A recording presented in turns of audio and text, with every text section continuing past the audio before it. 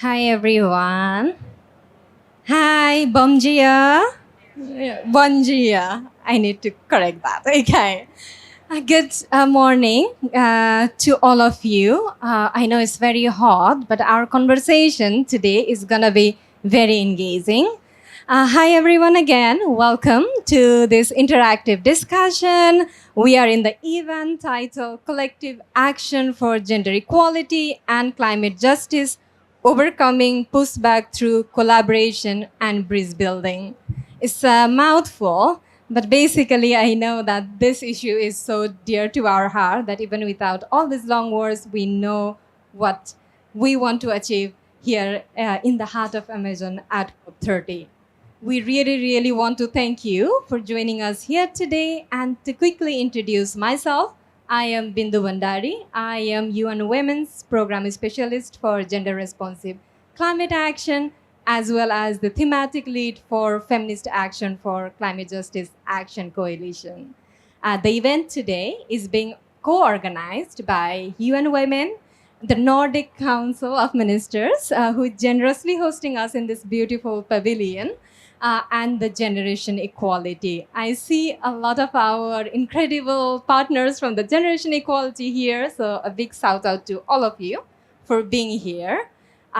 Just to quickly give you the format of the event today, I know you might have seen it's an event for 2 hours, but please don't worry, it is not a long, lengthy conversation. We will have an interactive panel discussion for the first hour, followed by brunch. And our brunch is getting ready there.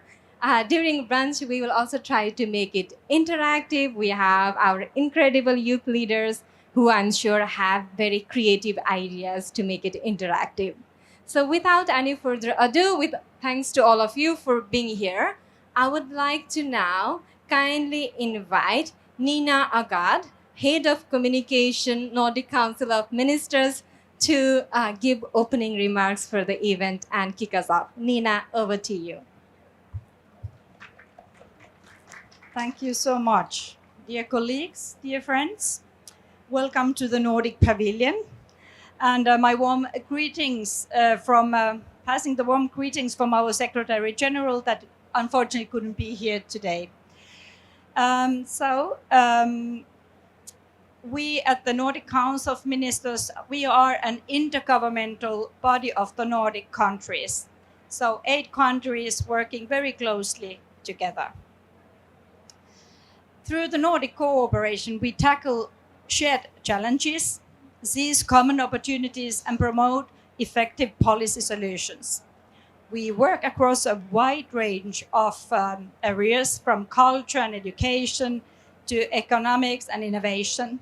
And of course, always with gender equality, climate, and sustainability in focus. The Nordic collaboration on gender equality has been ongoing for over 50 years.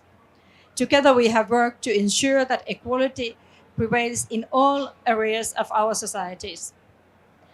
However, in the recent years, gender equality and equal rights have become increasingly politicized. In many places, hard-won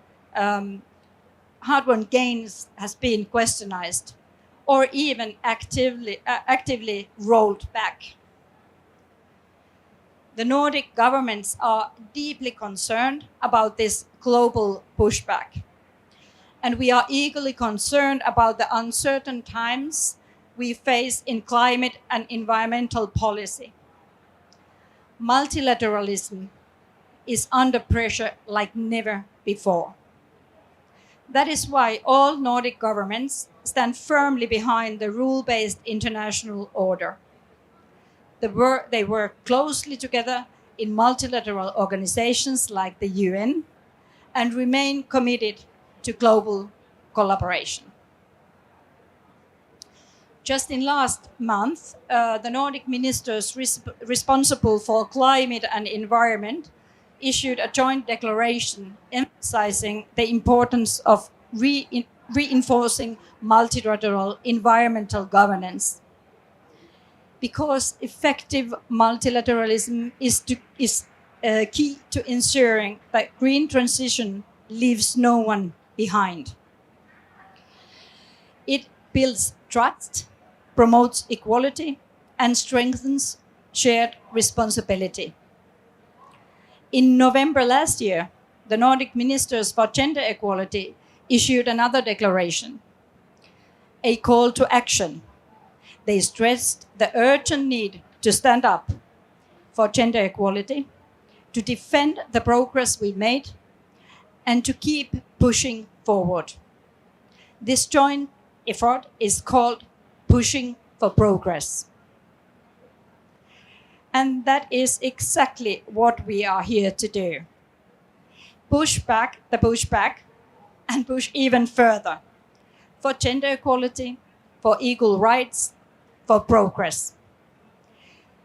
So why is a just transition the pathway to future success? Because it is the only way we can ensure that social welfare, economic sustainability, and equity go hand in hand. We know that climate change affects women and men differently due to social and economic factors, and unequal access to resources and decision-making power. Gender equality in climate action is not a question of either or. The green transition must happen fast, but if we do not consider how today's decisions affect children, youth, their tomorrow, we risk creating a more unequal society than the one that we are living now. The green transition gives us a unique opportunity to place gender equality at the heart of climate solutions. Take the labor market, for example. The green shift will reshape it dramatically. And we know that gender inequality in the labor market is one of the biggest drivers of inequality overall. And if we address this now, and if we do it right, we can tackle both challenges at once. To succeed, we must mobilize the full range of talent and competence across the society. Everyone must be part of this transition. And let us remind ourselves, even if it feels like we are on the defensive, we must stand firm in our belief that the progress will prevail. We are not the losing team. We have a lot of work to do. We will still have policies to shape, partnerships to build, and multilateral agreements to uphold. The Nordic ministers have a shared vision, not just to push back, but to keep pushing forward.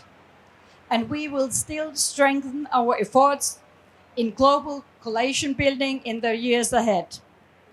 So as we being in this event, I hope it will both be inspiring and energizing. May it spark new ideas, new connections, and new momentum. Because progress does not happen by chance. It happens when we choose to stand together and keep pushing forward. Thank you.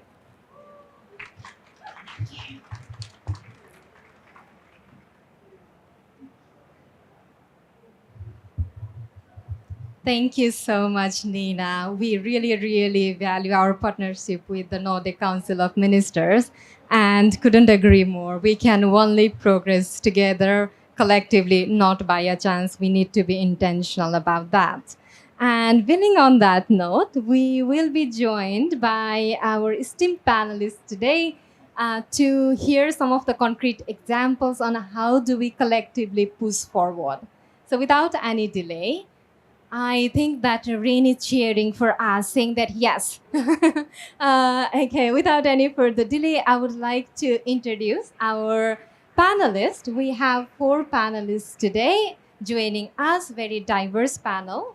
First up, I would like to kindly invite Soili Kangaskopi, hope I didn't butcher your name, Ambassador for Climate and Environment, Ministry of Foreign Affairs, Finland. Please, let's welcome with a round of applause, please. Thank you. Next up, we have our wonderful colleague and longest-standing partner, Angie Daze, Director of Gender Equality and Social Inclusion from IISD. Angie, welcome. Next up, to bring all the energy in the room, we have our fantastic youth leader from the Feminist Action for Climate Justice Action Coalition, Daniela. Chris, welcome from Empodera Clima.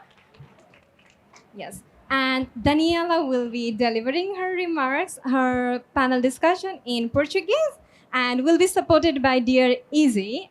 Could you please also join us perhaps there to help? Thank you. Last but not the least, we have our colleague, Jan Yarab, Regional Representative for South America from the OSCHR. A very warm welcome to you, Jan.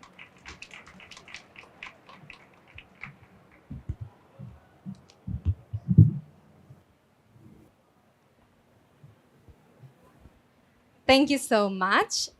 Okay, we will have time for question and answer in the later part of this panel discussion, but we will start with some of the questions that might kickstart this discussion. We are at COP. For me, this is my 6th COP. I was there when the Paris Agreement was signed. That was my first COP. Coming to this day, in a way, it is inspiring to be in a hall. For me personally, surrounded by all of these wonderful colleagues and leaders, grassroots activists, indigenous peoples. But I know it is also incredibly frustrating and disappointing at times to see the progress not at the speed we would ideally want. I know, but for today, for this panel discussion, we want to start on an optimistic note. Not with the challenges, but with what success would look like. And then we will build into how do we get there. So my first question to all our panelists, this will be just one question. I'll go from here. Also, I would request you to provide a little bit more introduction to yourself. I just kept the headline on who you are and where you are from, but please feel free to take a minute to introduce yourself in detail, a bit more detail, and also for you personally, what a successful COP30 would look like. 2 minutes for each of you, and how about we start from Daniela, from you.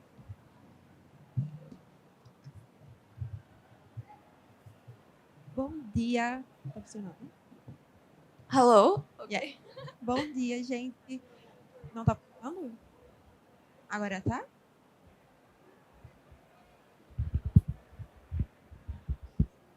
Bom dia. Agora foi? Foi. Bom dia a todos. Como eu fui apresentada, eu sou Daniela, estou representando a Empodera Clima. Eu sou uma mulher do Nordeste brasileiro. Good morning to everyone. She is Daniela.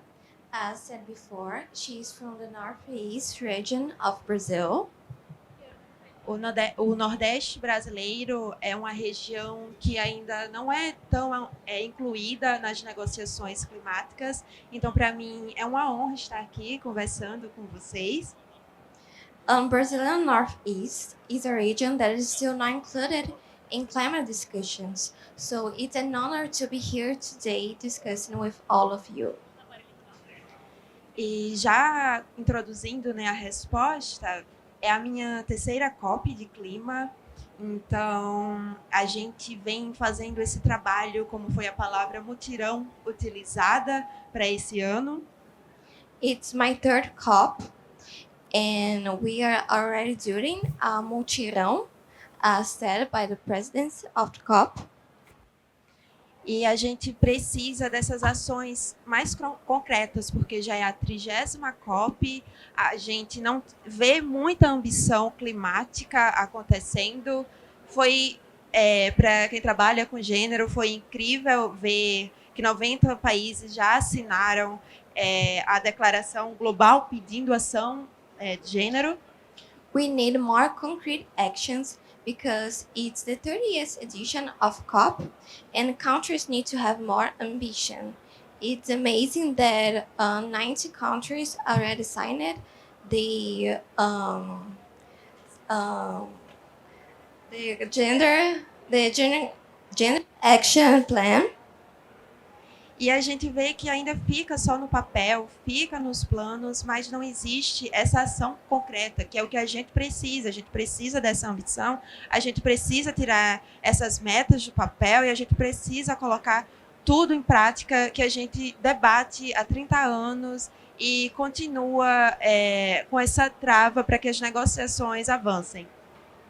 But even still, these discussions only happen on paper. We need concrete actions to have more ambitions and to uplift these communities because it's the 30th COP, many years, many discussions, and we need concrete action.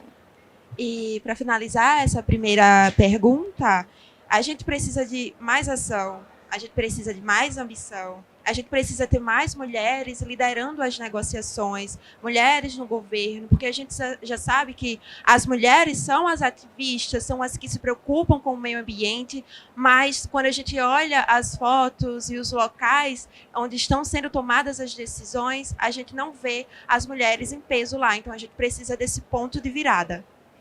We need more action, more ambition, and more women in power. Because when we see the pictures of the governors, we don't see women, and we need them in those spaces to lead the action. Thank you. Thank you so much. Can you hear me? Okay. Thank you so much. And definitely we need more women, especially young women in the room. Thank you for highlighting that, Daniela. I am not going in particular order. I will now pass it over to Ambassador Soili to tell us a little bit more about yourself and also what would a successful COP30 look like to you. Okay, thank you very much, Bindu. And thank you, first of all, for the invitation to this important event. I think it's a pleasure and honor to be here. My history with the climate negotiations isn't very long. I started in this job more or less a year ago. But I was thinking on the way here a lot about the topics we are discussing today because I have a long career in the diplomacy. And my first posting was at the UN a long time ago. Then it was Rio +5, the process ongoing. And I was in the third committee and Finland had the EU presidency then. So this really reminds me of that time and all the hard work that has been done on the gender issues since then. And unfortunately now there is this pushback. And in those terms, this event is really important, I find. Then about the result of at this stage, I would say that we want an ambitious climate action to be the result of the meeting. And also that the result is rooted in fairness and equality, but also a kind of the multilateral cooperation. That the COP30 would be a kind of a big enough multilateral cooperation. And then, of course, that the result would be inclusive, that all the aspects of, youth, women, marginalized groups are genuinely taken or included in the work. Thank you so much, Ambassador. So what I heard is a truly inclusive, just and fair, ambitious climate action that we want out of this COP. Thank you for highlighting that. Now I would like to pass it over to you, Jan. What would a successful COP30 look like to you? Hello, can you hear me well? My name is Jan.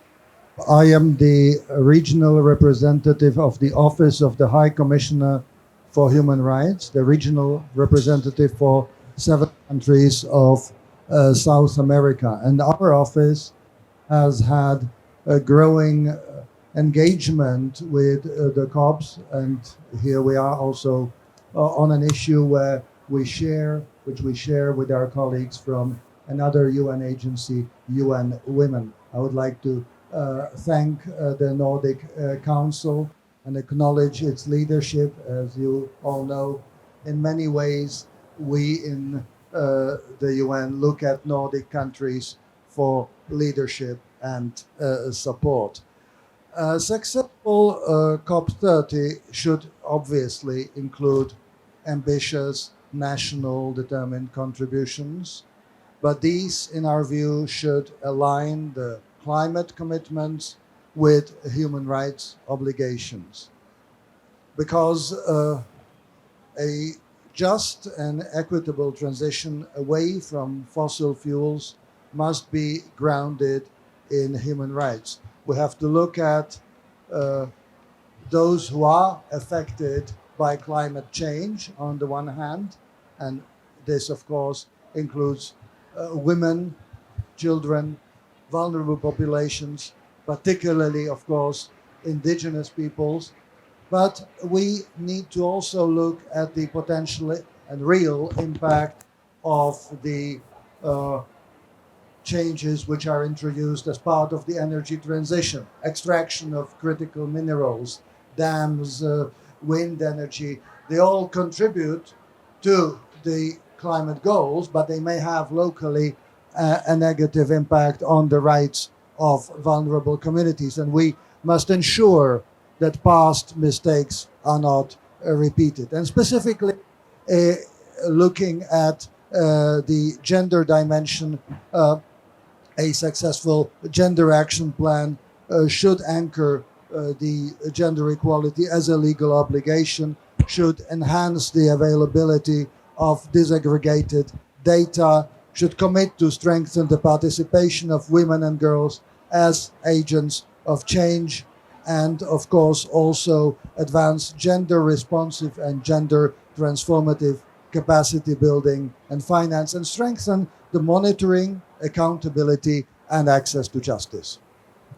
Thank you so much. A lot of really useful points in there, but the key takeaway would be an ambitious plan that is rooted in the human rights principles. So thank you for highlighting that. Now over to you, Angie. You have been in this climate field for a very, very, very long time. What did a successful COP30 look like to you? Yes, I was going to say that I'm not going to say how many COPs I've been to because that would give away my age. But yes, I've been in this process for quite a long time, always with gender and social justice at the center of how I approach my work on adaptation.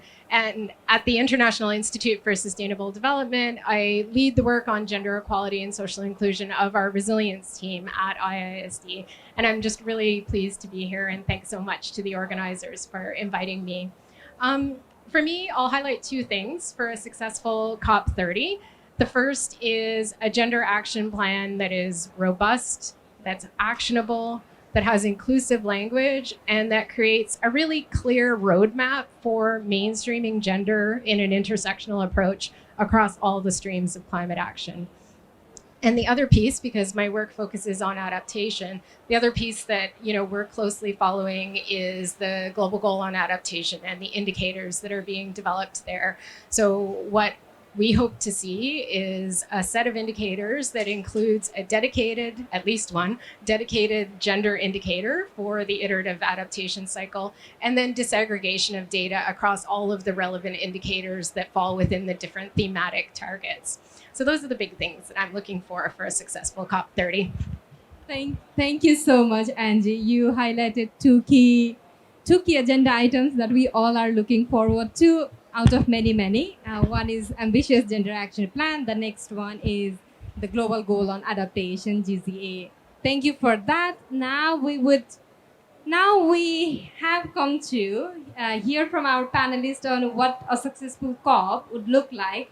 Now let's build into some of the challenges. How do we overcome them in order to reach where we want to reach for a successful COP? So I would like to begin with Ambassador Soili. Finland and the wider Nordic region have long championed gender equality with all the ambitious climate action plans and targets.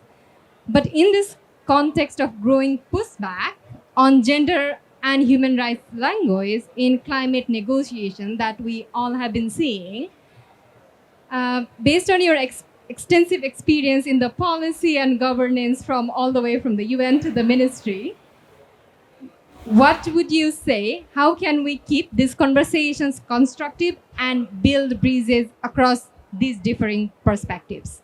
Over to you. Thank you. Thank you, Bindu. Not a very easy question as such in this current atmosphere. I think the main thing is that we focus on the goals, what we are here to achieve, our goals and values, and then use the multilateral cooperation what we have. Try to find the common ground there. And because when you think about the multilateral cooperation, and in order to be successful, it only happens if the process is inclusive, that the perspectives of women and all the marginalized groups are included in the process. But more concretely, I was thinking also that it's important to show the facts and evidence of, because the climate action and is much more effective if women are included in the process. If you think about adaptation, for example, women's participation in the process is crucial. So I think one way is to really be concrete about, show the facts and evidence, how it benefits the whole society.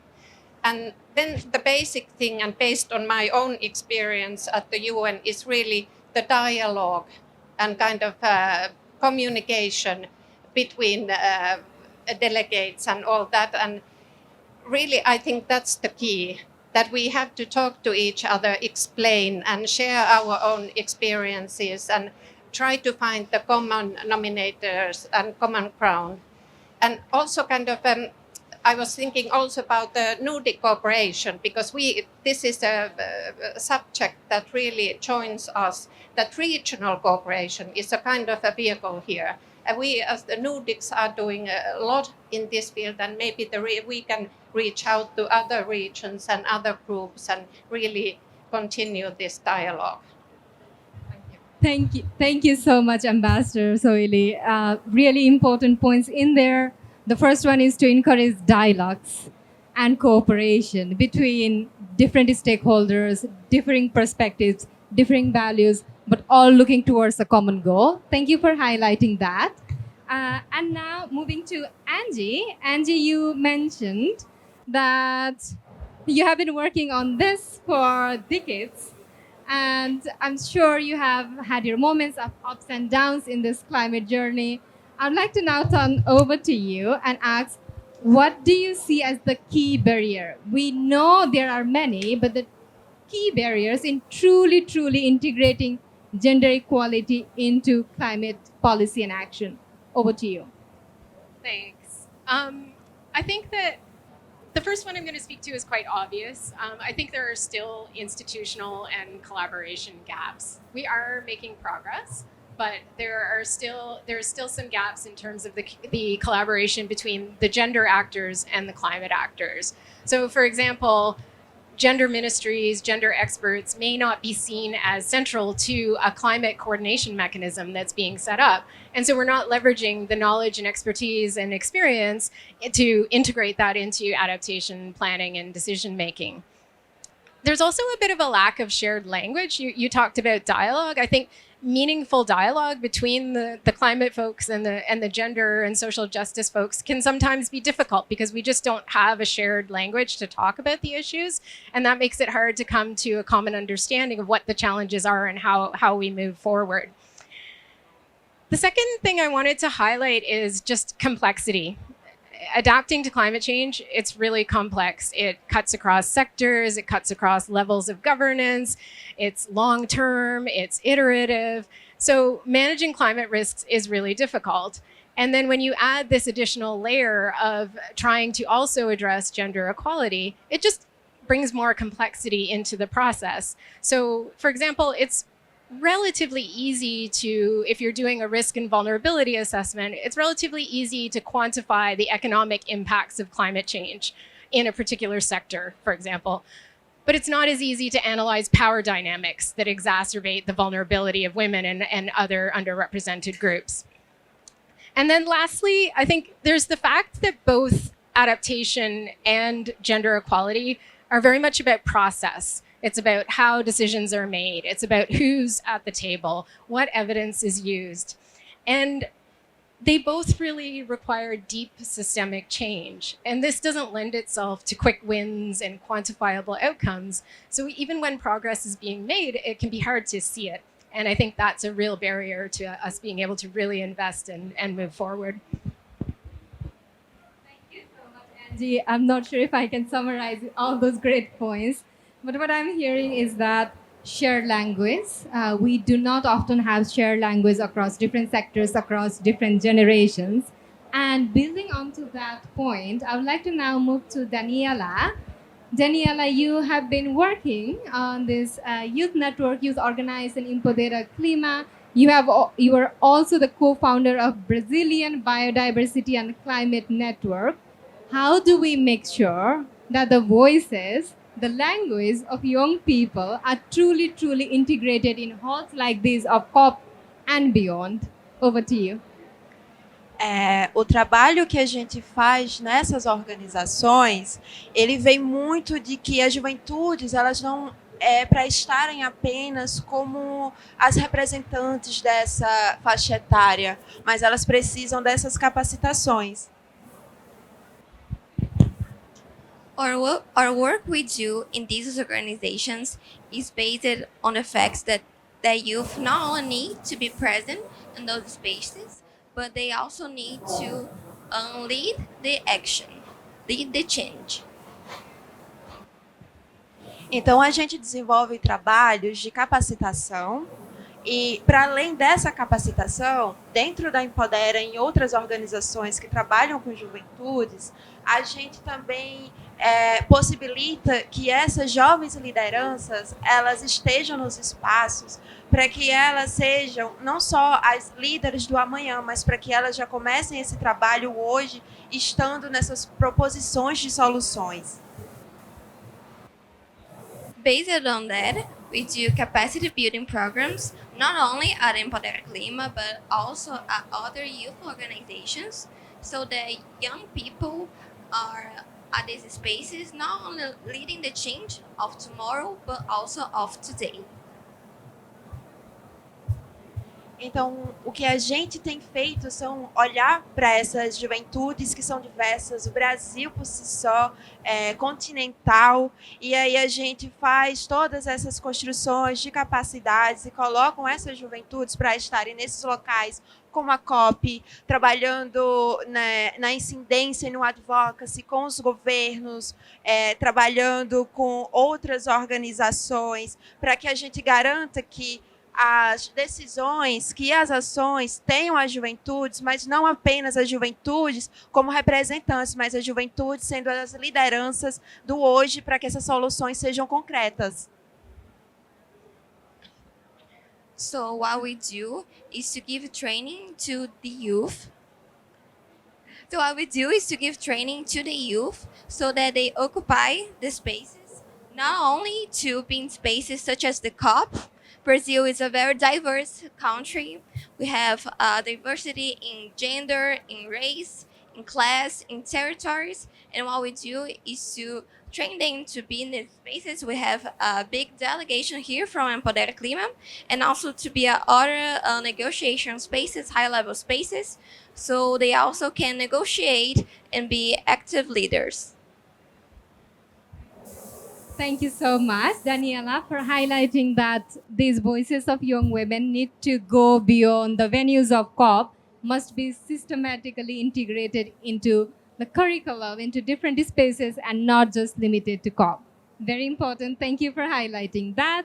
Now, I would like to move to you, Jan. We are now here in Belém, in the heart of Amazon, a region that embodies both the urgency of the climate crisis and also the importance of protecting human rights. From your perspective, how can a human rights-based approach strengthen climate action and advance gender equality in the region, but beyond, also beyond? Thank you. Over to you. The Office of the High Commissioner has long been promoting what is called the human rights based approach to development. And of course, it applies in the context of climate change and in the context of what I mentioned earlier, the measures which are taken to counter climate change and to ensure a transition which is supposed to be just, but which in many practical situations is far from that. So from our perspective, a human rights-based approach is indispensable to strengthening climate action and also to advancing gender equality. It ensures that all the policies and practices are informed by the voices of the people who have the most to lose. After all, if we look at the trouble that we are in as a planet, it is a result of a quite predatory economic model which does need a correction from a perspective of human rights and from a perspective of gender equality, because it is a model that actually, if left alone, favors growing inequality. Thank you so much for highlighting why we need to make sure that all these plans, all these actions need to be anchored into the human rights based approach. Now, we heard a bit about the success, what success would look like. Then we move to what are the challenges we are facing. Now, let's move into some of the examples that we are seeing and that are successful. To share some of the concrete examples on initiatives that have integrated gender equality, human rights into climate action, I would like to pass it over to Ambassador Soeli to share some concrete examples with us. Over to you. Thank you. Thank you, Bindu.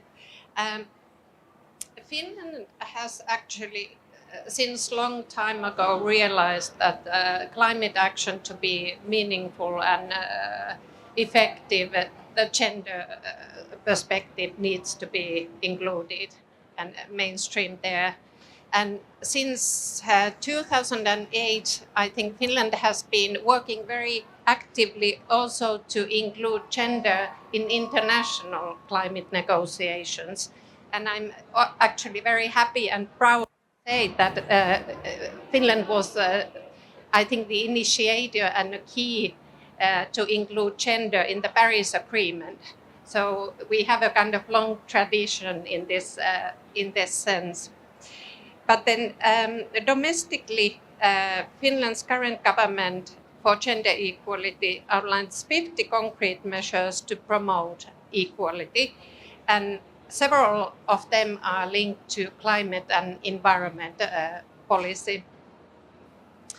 And also in recent years, Finland has supported the participation of negotiators, women negotiators from the global south in international negotiating processes. And also with regard to our development policy and development cooperation, gender perspective is included very or mainstreamed thoroughly there. Yeah, I think those are kind of the concrete. And then, of course, as I mentioned earlier, and what Nina was talking about, this Nordic cooperation and the pushback and the work we are doing in that front. Thank you. Thank you so much for sharing those really, really concrete examples. We heard about the initiatives to bring negotiators from the global south. That is really incredible. I'm glad to hear that. Thank you for sharing with us. And also thanks to the government of Finland for being such a steadfast partner for gender equality. Now, Angie, we would like to move to you. We just heard the examples from Finland, and now you being the adaptation expert, I would like to focus a little bit more on adaptation side, given that adaptation is such a big topic for this COP, with the global goal on adaptation, the indicators being discussed here. And adaptation is deeply, deeply context-specific, community-driven. So would you please share some examples with us of enablers for locally led gender responsive adaptation? Thanks for the question. So I think the first enabler that I'm going to mention won't come as a surprise to anyone, and that's resources. We need more adaptation resources to flow to the local level. That's very clear, and particularly to the unusual suspects, so gender and social justice organizations. That's key. But we can't place all of the responsibility for adaptation on local actors. So it's also really important that we're investing in the systems that can enable local action over the longer term. And I'll highlight two key things here. One is local governance structures. So we need effective, inclusive local governments and sort of broad participatory development processes occurring that help to ensure that local priorities inform what's happening in terms of decision making at the higher levels. They can help to ensure that resources are targeted where they're needed most. And they can create more accountability around action on climate change. I think something we don't talk about enough is the important role of services. And the obvious one is climate services. People need climate information to manage risks, to make the right decisions. So things like seasonal forecasts, early warning systems, longer term climate projections, but also things like financial services. Savings and credit can play a really important role in helping people to build resilience, social protection there when people are affected by a shock, and many others. So I think what's important, in addition to channeling resources to the local level, is making sure that these systems and services are made to work for women and other underserved groups, and that they enable them to build their resilience over the longer term, not just through these kind of one-off projects or small grant mechanisms.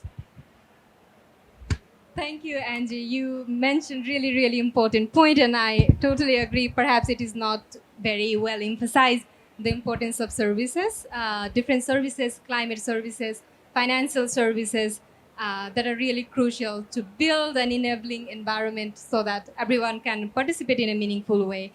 And we have truly gender responsive adaptation, climate adaptation. Now we are in the heart of Amazon here in Belém. For many of us, it is perhaps first time being in this part of the world, so close to Amazon. And we have been hearing a term very often, mutirao, the concept of mutirao. And you also mentioned how we need these services, but these services also need collective action. So I'd like to now turn it over to you, Daniela. We are here in Belém. And as a young person, we have been hearing a lot about mutirao. What does mutirao mean for a young person like you? Ai, gente, é muito bom que vocês estão aprendendo sobre as palavras brasileiras. E mutirão é isso, para a juventude, é essa coletividade, é esse espírito de que a gente não vai sozinho muito longe, que a gente precisa ter todo mundo conectado para fazer essas transformações. It's amazing that you are all learning Brazilian Portuguese words. And mutirão is this spirit that we are all connected collectively, and we won't go beyond, we won't go further if we are not together.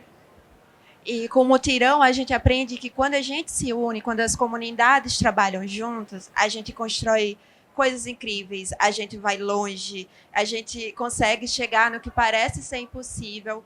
E justamente para essa COP, né, que a gente está trabalhando nesses 10 anos do Acordo de Paris, que já é a 30ª conferência e esses debates, é essa sensação de que é agora ou agora, que não existe um depois, mas que todo mundo precisa entender que a gente precisa estar nessa juntos, trabalhando juntos, construindo juntos e fazendo as ações acontecerem em coletividade. Especially now that we have the 30th edition of COP with 10 years of the Paris Agreement, we need to do things together, we need to work together, because it's the only way that we will go beyond and that we will reach things that we thought impossible. So we need to work together in this collective spirit. Então, em tempos de retrocessos, de negacionismos, de ter muito individualismo, o mutirão da COP, esse termo, vem muito para lembrar da gente que essa resposta ela é coletiva, que quando a gente está construindo juntos, a gente está defendendo os saberes, a gente está trazendo as perspectivas das comunidades tradicionais para a conversa, e que a gente está, assim, agora, de fato, construindo esse discurso de justiça climática, trazendo essa equidade de gênero. A gente vai saindo do papel e trazendo as pessoas para colaborarem. In times of negationism, the spirit of mutirão is a reminder that we need to work together collectively with traditional communities, traditional people, to reach negotiations, to reach actions, and it is the only way that we will go further. Thank you so much for highlighting what Mutirao truly is. And what I'm hearing, if I may, is Mutirao is a spirit to make the impossible possible. Yes. Thank you for highlighting that. It has become my favorite word recently, and I know I'm not the only one. Thank you so much, Daniela. Now I'd like to turn over to you, Jan.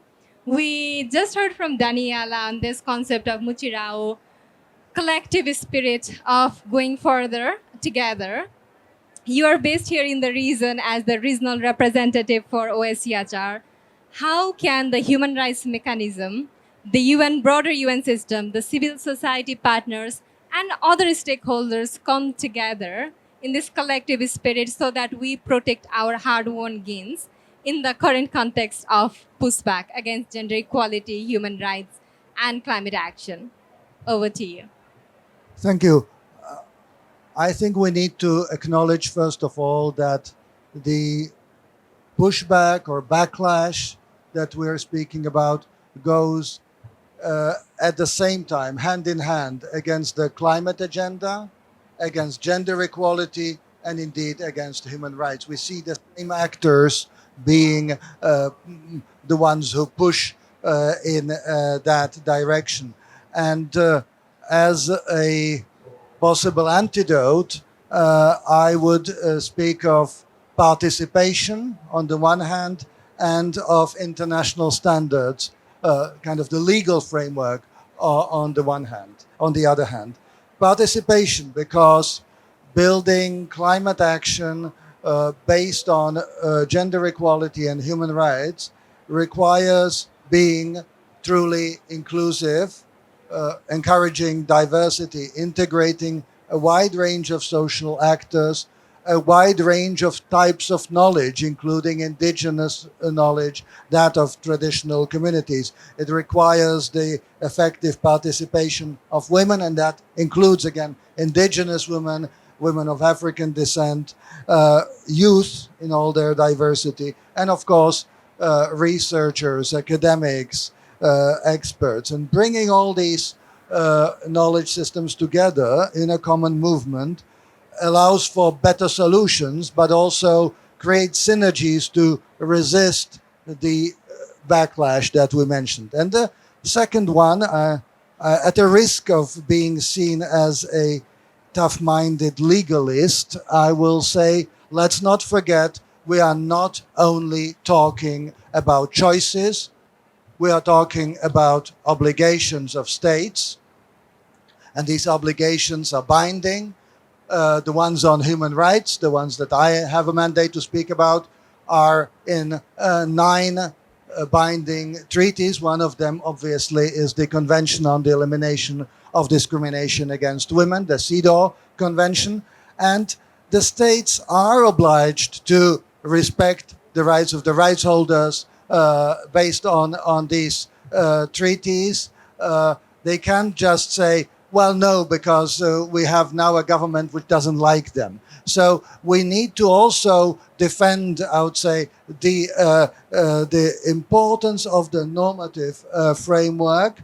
We are living and should be living in a rules-based world. And let's not forget, it took us 77 years since the Universal Declaration to get there, to build this noble architecture of human rights instruments that protect various categories protect everyone, but also offer specific protection to various categories of people. And we, as you said, we also have the treaty bodies. We regularly interpret these treaties and come with updated recommendations, and that is also a very important part of the discussion. We have special rapporteurs on specific issues who also contribute to the growing knowledge of the human rights community, and also to a gradually expanding interpretation of these rights. It is a trajectory of the last 77 years, and we cannot resign on that.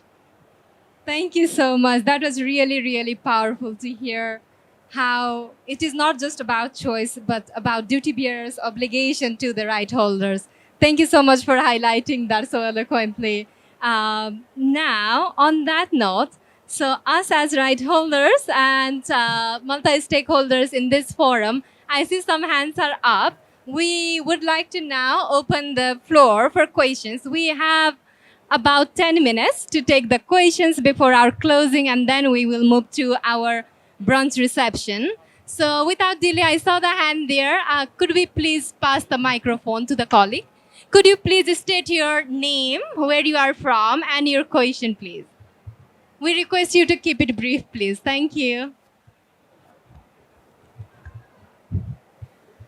Thank you. I am Azir Kalamur from Union of Ethiopian Women and Children Associations.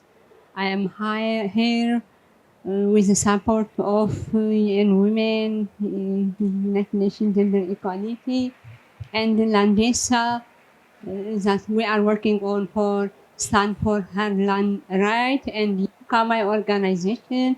We are working on building climate resilience, economic capacity of women, and climate justice.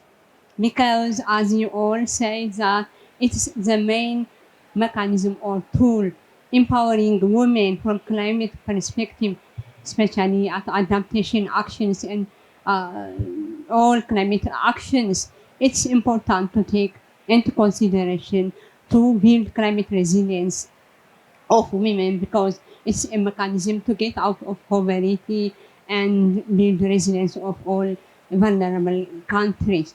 But as you were mentioning, there are gaps in policies, for example, not only national but also global policies.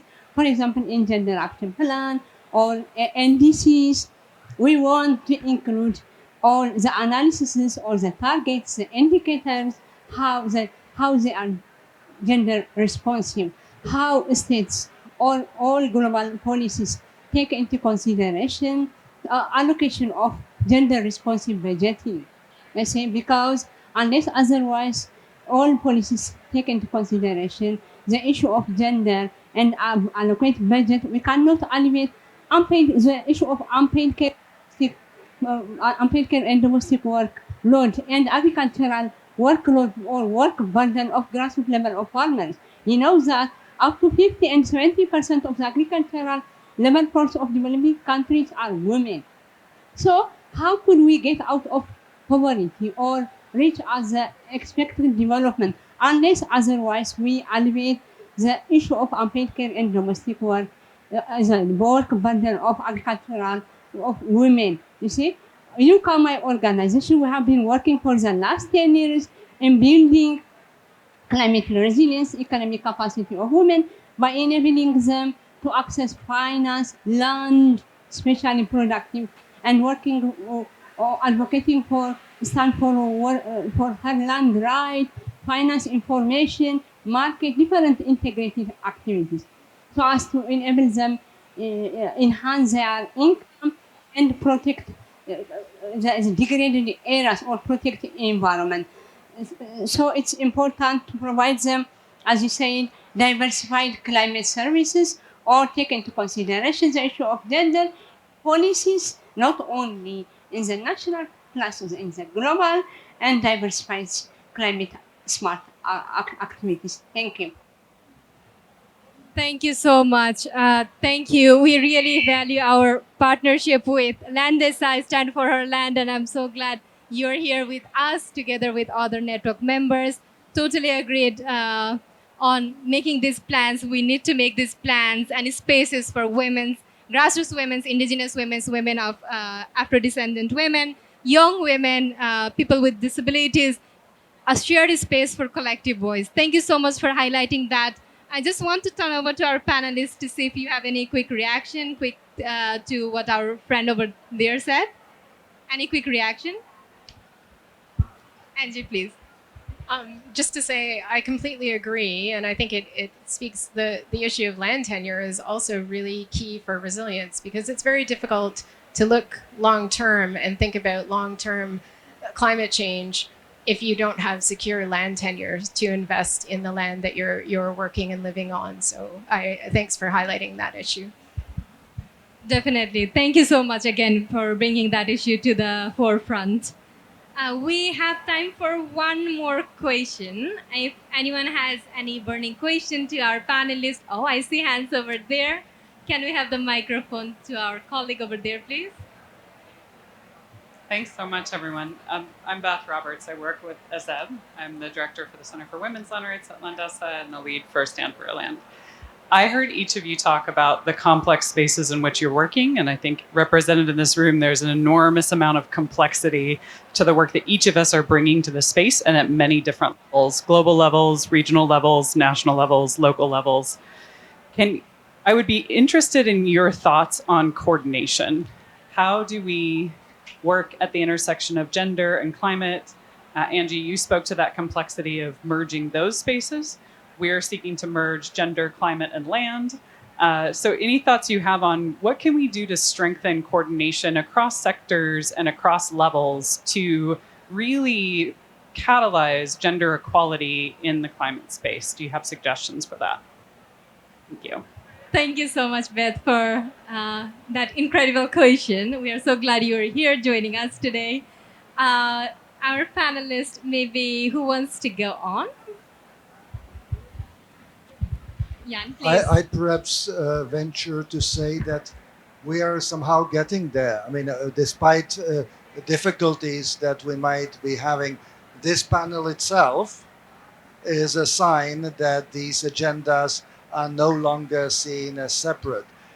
Environment and human rights agendas for a long time were kind of separate groups of experts, separate niches. Now we do have, just from a perspective of our office, of the Office of the High Commissioner for Human Rights, we are working on projects that have the emphasis on environmental defenders, human rights, and the environment. So, of course, we need to keep pushing, but I think that there is actually a remarkable, if you look at the last 10, 15 years, a remarkable degree to which these agendas are coming together. And I would even dare to say that part of the backlash which they received together is because they are now perceived as a joint agenda which adversaries attack in a frontal way. Aqui no Brasil, a gente tem trabalhado muito nessa construção de parcerias intersetoriais para conversar com os governos, para entender como a gente pode incidir nas agendas de política e como essas políticas vão influenciar questões como as conferências, como falar sobre crise climática e colocar esses termos dentro das nossas ações.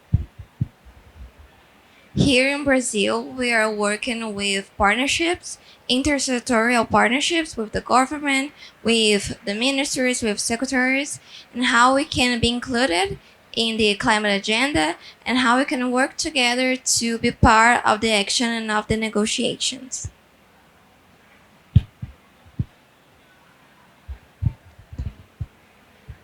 I'll just mention one thing, a piece of work that's been really interesting over the last year.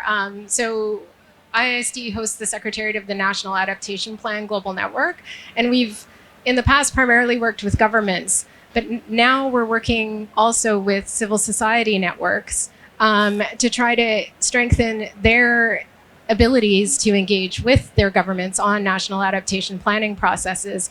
And what we're looking at is there are very often these climate change coalitions in countries, but they may not include gender organizations or social justice organizations. They tend to be dominated by environmental organizations. So working with a couple of these networks in a pilot initiative to try to make the networks themselves more inclusive, because they're the ones who tend to get the seat at the table when, you know, the national government is calling in civil society. So trying to strengthen their ability to have more representation of, you know, folks that might not typically be in climate conversations, and ensure they have the right tools, messaging, you know, communication strategies so they can actually have an influence. Okay, thank you. Maybe just very shortly and concretely, I think climate and gender have merged quite well in our policy thinking domestically. And also, I mentioned earlier development policy, for example, that all the development cooperation we do, these both aspects will be genuinely taken into account. And if I think about the kind of the climate negotiations, and kind of we have these hearing systems in Finland, like where we have close cooperation with the civil society, and what I talked earlier about the delegations, like here we actually have here in the audience our youth delegate. So it's kind of, I would say nowadays fairly well merged, but of course nothing is perfect. But I would say that at the government level, I think we are fairly sensitized these days on both gender and climate aspects. Thank you. Thank you so much to all our incredible panelists for all those great answers to your incredible question. If I may quickly add to that, and I would like to build on what Jan mentioned earlier, perhaps we are getting there, maybe not as fast, but spaces like this is exactly, I guess, what would foster those kind of coordination mechanism. And I'm so glad to have this very diverse set of panelists representing government from think tank and research and policy practitioner, from youth, from human rights perspective, and our partners from across the different sectors join us here today. So I know 1 hour is not enough to dive into all these interlinked issues, interconnected, complex, but also really an opportunity for all of us to push forward together against this pushback. I wish we had more time, but I'm looking at my watch now, and we also need to have some food and energize ourselves. So with that note, I would like to take this opportunity to really thank our incredible esteemed panelists over here for making time. I know it's hot, you're using fan, and we're all feeling it, but thank you so much to our wonderful audience for joining us today. First, let's give a round of applause to our panelists over here. Thank you, and thank you so much.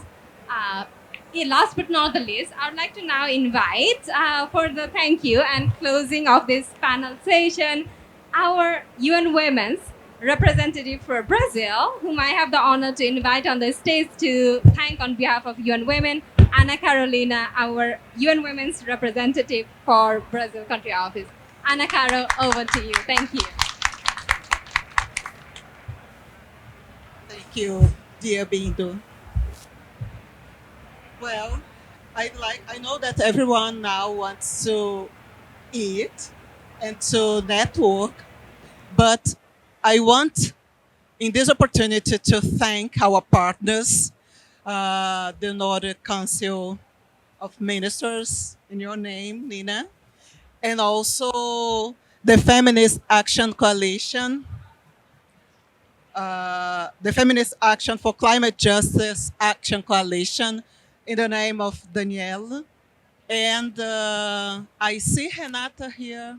I saw Renata here for convening this interactive dialogue, discussion on collective action for gender equality and climate justice. I commend our panelists. So it's so nice to see you, Jan, Danielle, Angie, Ambassador Soili, for this amazing discussion, engaging and inspiring session, for sharing your perspectives and concrete examples on overcoming pushback through collaboration and bridge building. As we close this discussion here in Belém, in the heart of Amazon, we are reminded why we are all here. Because we saw that climate action and gender equality are deeply interconnected. The health of our planet depends not only on technology and finance, it depends on inclusion, leadership, and the rights of all people, especially women and girls, especially indigenous and Afro-descendant people, and also the youth here represented by our colleagues. Because they are on the front lines of the impacts and also the solutions of the climate change. Today, we've heard powerful reflections from the importance of human rights-based approach in response to gender responsive adaptation, to the ways in which collective action and solidarity can help us overcome the growing pushback. We've also been reminded of the strength of concepts like mutirão, coming together in collaboration, in shaping, in shared purpose, something deeply rooted in the Brazilian way of living and very much needed in our global climate discourse today. One way UN Women is driving collective action is through the Generation Equality Forum, a global community of leaders and commitment makers catalyzing measurable progress through a multi-generational and multi-stakeholders approach. The Generation Equality Forum, including its Feminist Action for Climate Justice, Action Coalition, exemplifies how government, the private sector, and the civil society, especially youth-led and grassroots organization, can work hand in hand to achieve truly gender-responsive climate action. At UN Women, we believe that achieving a truly just green transition means transforming systems. It means ensuring that climate policies and finance work for everyone, that women have equal access to land, resources, and green jobs, that care work is recognized and valued, and that young people, especially young women, are shaping the solutions, not waiting to inherit it. As we gather here today, we do so amidst a growing pushback against gender equality and women's rights.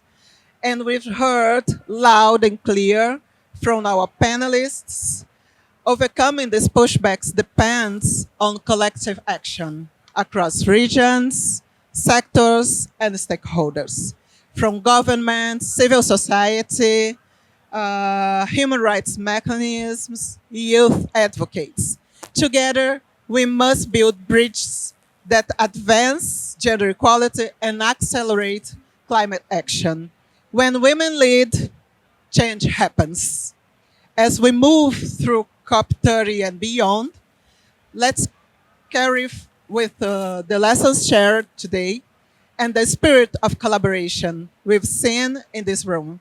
Together and with bound commitments, we can make it.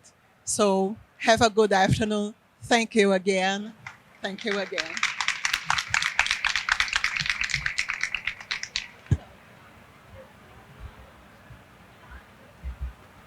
With that, we would conclude the first part of the session. A round of applause again, please, for our panelists and our speakers. Kindly requesting our panelists to go back, to return back to the seat. Thank you very much. Now we would like to move to the next half of the session, which is networking. Can you hear me? Okay. Which is the networking brunch reception.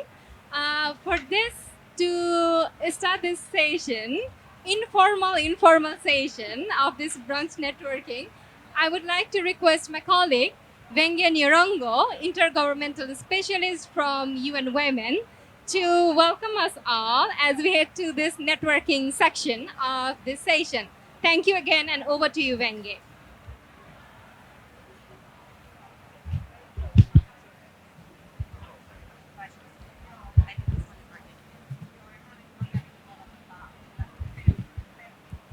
Hi, everyone. I've already been introduced, and I'm really happy to stand here in front of you to welcome you to the next segment of this gathering today. So we're here to network, and that was because we can't have enough of seats for everyone to speak.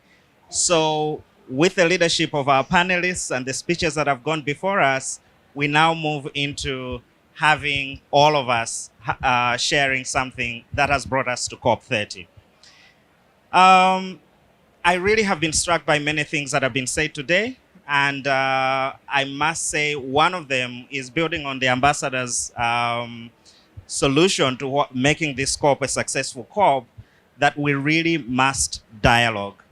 I would encourage that we should dialogue not just with those we align with, but also those we do not quite share the same views, if we're going to arrive at any consensus at the end of next week.